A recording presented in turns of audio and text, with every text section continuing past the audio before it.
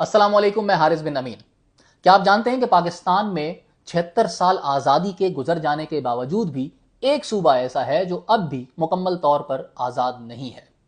उस सूबे में अब भी नो गो एरियाज हैं। और हैरत के साथ जो एक बात करनी पड़ती है वो ये कि उस सूबे में मुसलसल पिछले 15 साल से एक ही पार्टी की हुकूमत है।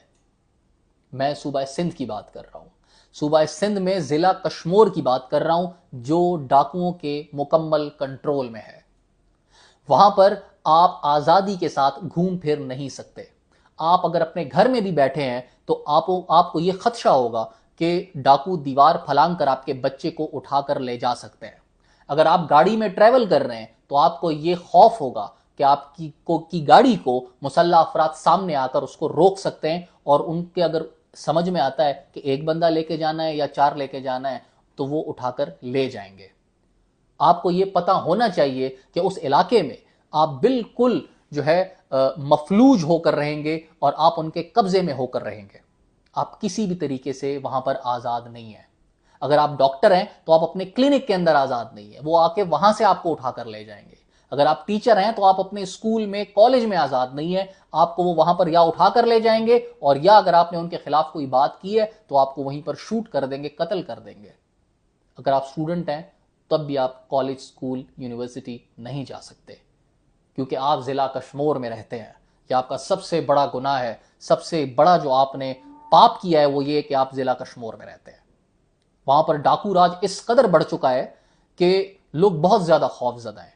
लोग वहां से माइग्रेट कर रहे हैं। कश्मीर एक ऐसा पाकिस्तान का जिला है कि जहां पर मेजॉरिटी के अंदर काफी एक बड़ी तादाद हिंदू कम्युनिटी की रहती है। बहुत बड़े बिजनेसमैन है वहां पे हिंदू कम्युनिटी के लोग।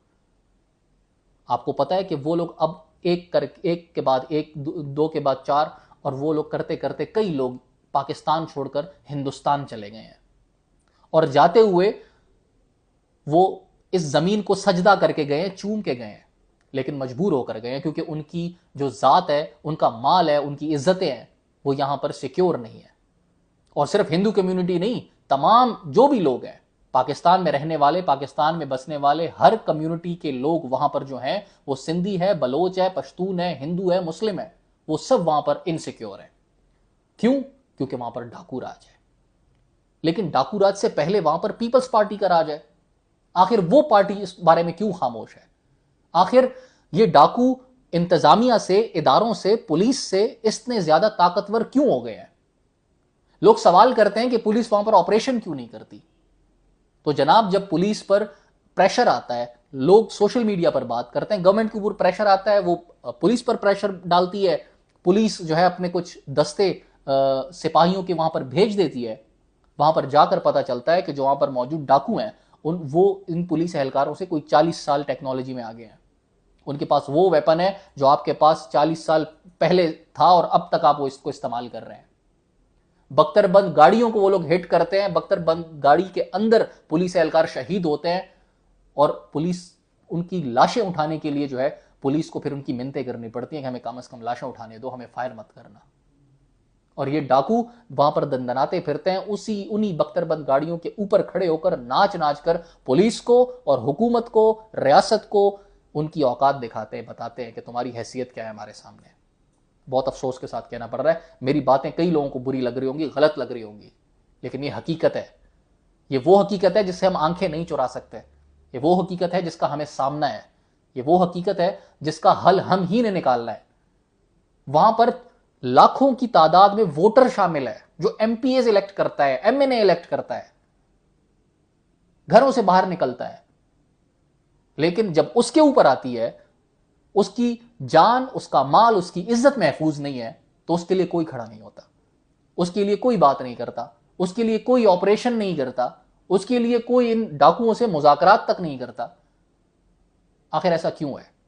और यही लोग, ये डाकू करते क्या है? ये इंसान को जब अगवा कर लेते हैं तो अगवा करने के बाद उसको कोई आराम से नहीं रखते।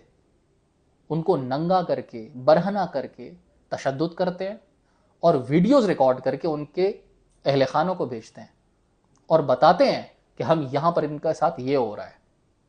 फिर उसके बाद अगर वो बेचारा किसी भी हालत में हो, वो कोई अमीर कबीर लोग नहीं होते, आम लोग होते हैं, मजदूर कश होते हैं, मेहनत कश होते हैं। वो लोग फिर कहीं से भी अगर अपने आबाओ अजदाद की ज़मीनें हैं उनको बेचना पड़े, या किसी से पैसे मांगने पड़े उधार, किसी के पैर पकड़ने पड़े, अपने गुर्दे बेचने पड़े, कहीं पर डकैती करनी पड़े, लेकिन वो पैसे उनको लाने पड़ते हैं। अगर लाने में नाकाम हो गए तो मिसालें दर्जनों मौजूद हैं कि ये डाकू उनको कत्ल कर देते हैं, और उनकी लाशों के साथ भी वो ऐसा सलूक करते हैं जो कि इंसान को जो है वो रोंगटे खड़े कर देता है। तो खुदारा कश्मीर को आज़ाद करने की बातें छोड़े, कश्मीर की फिक्र करें, कश्मीर के लोगों को आज़ादी दिलाएं। 76 साल हो गए हैं कि ये मुल्क आज़ाद है, लेकिन ये ज़िला अभी तक जो है, बाकी तरक्कियां तो छोड़े ना, कॉलेज, स्कूल, यूनिवर्सिटियां और इंफ्रास्ट्रक्चर और बाकी सहूलियात वो छोड़ दें। वो बेचारे मासूम लोग इसकी डिमांड ही नहीं करते, क्योंकि उनको उस चीज़ का पता ही नहीं है।